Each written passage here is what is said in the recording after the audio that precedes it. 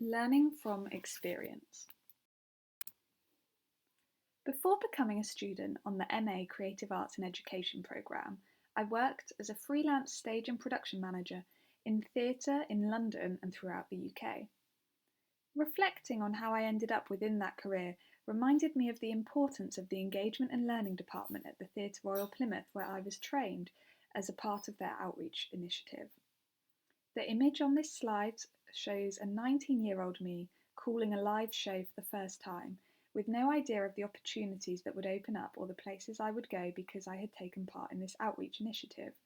I was trained on the job and learnt from professional stage managers, directors, and practitioners.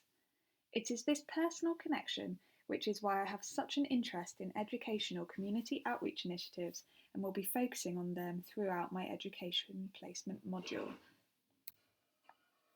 Much like mainstream education and many other working sectors, many drama outreach projects have had to move online in order to stay viable throughout the current pandemic. Some drama outreach programmes, such as the Tobacco Factory in Bristol, have stopped their programmes completely during this time, whereas others, such as Doorstep Arts, have moved online to weekly workshops in order to stay connected. This move to online learning faces challenges, which is why I would like to reflect on how they are adapting to meet the needs of participants through their online initiatives. My early reflections on this issue have brought up lots of questions, mainly, as a community is a large part of outreach, how do you build or keep a sense of community virtually? Not everyone views the shift to online learning as problematic. The Guardian ran an opinion piece called After COVID, Will Digital Learning Be the New Normal? That suggests when used well, online teaching can help students to learn differently and help teachers to engage with them differently. Similarly, Microsoft published what they describe as a position paper on a paradigm shift for education. In this report, they state COVID-19 has led to an unprecedented opportunity to transform education across whole systems. They believe technology has played a critical role in enabling students to stay connected, engaged, and motivated, and that this should continue throughout education. So, how does this transfer to teaching drama online? As you can see in the image on the slide, drama class and workshops don't generally lend themselves to COVID-secure procedures such as social distancing. Instead, they are often physical, interactive, and playful. When researching how to successfully transfer drama online in 2007, Philip and Nichols pinpointed the importance of community as a factor to consider for a successful digital experience. They ask, what learning and teaching strategies need to be implemented to create a community of learners rather than merely an enrolled group of distant students? And it is this question that I believe will be a focal point of my reflections. Technology has progressed a long way since this paper in 2007, yet academic work with an online drama focus is still emergent in this field, and most of the current literature is practice-led.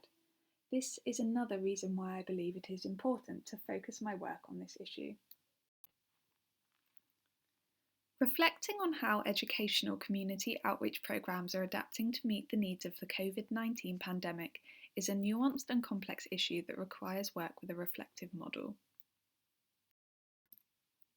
Although at first I was drawn to the Gay and Gay model of making sense of practice due to the model's focus on values and how that would link to the value of community outreach, I found that Kolb's method of reflection provided a more relevant framework for my issue. What I will be reflecting on will be less about the values of the project and more about the taught and adapted elements of teaching. Gay and Gay's model does pick up on how improving teaching and learning does not proceed in a fixed and sequential way, which I agree with. However, as there will be week-long gaps between my placement workshops, I believe that Kolb's model will allow me to process the 4 steps of reflection based on the focus of my work between each of the outreach sessions in a linear way. Kolb describes learning as the process whereby knowledge is created through the transformation of experience, and his reflective model reflects this. The model follows a clockwise cycle that allows the learner to cognitively process their experience. The learner must reflect upon their experience, create meaning from the experience, and prepare to try out new things as a result of their reflection. The learner using this cycle will write down their reflections on each of the stages to facilitate their learning and create links between their experience, feelings, and behaviours. Kolb's model is popular with people who are taking part in reflective practice for the first time, as the reflection happens after each of the 4 parts of the cycle.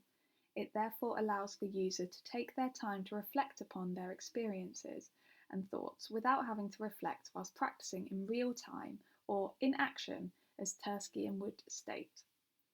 This is another one of the reasons why I feel the model is appropriate for my first time experience of reflecting on a busy online drama practice.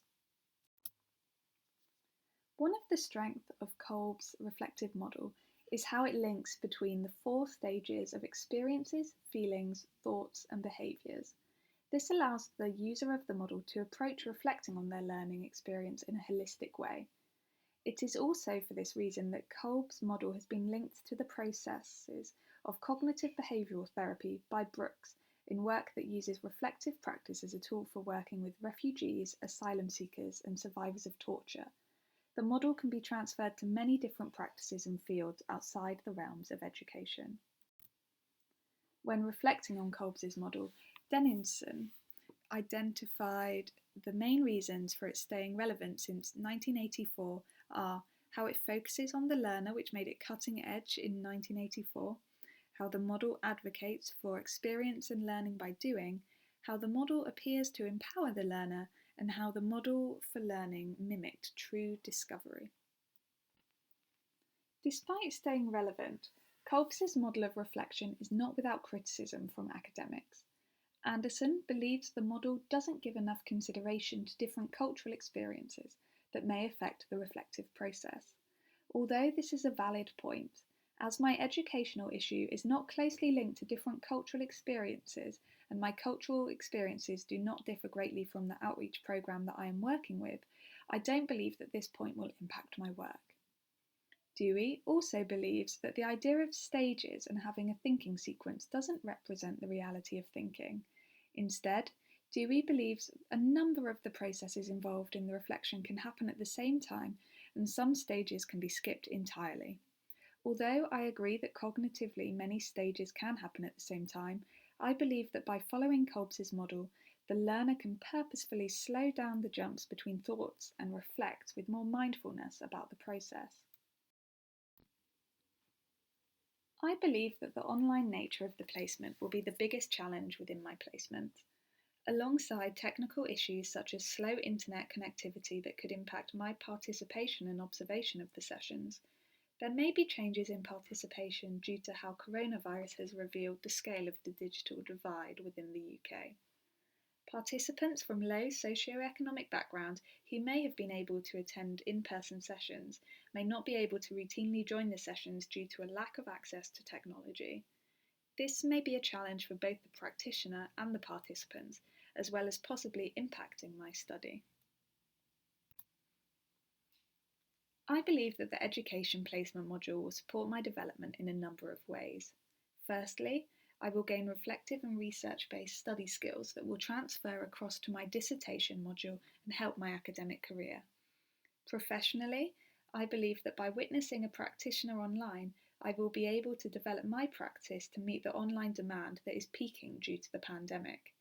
This is an area I have not had a chance to practice in, so it will give me a lot to reflect on in terms of adapting my own practice to meet the needs of the digital practice.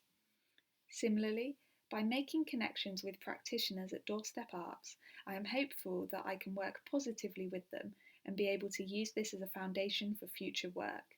Although this placement may not typically be how placements are carried out, I still believe that this virtual work will allow me to connect with important practitioners in my field. Tony Gay states, one of the fundamental purposes of learning through reflection is to improve the quality of teaching and learning. With this in mind, it is of vital importance to reflect upon how practitioners are adapting their teaching in order to meet the needs of the COVID-19 pandemic.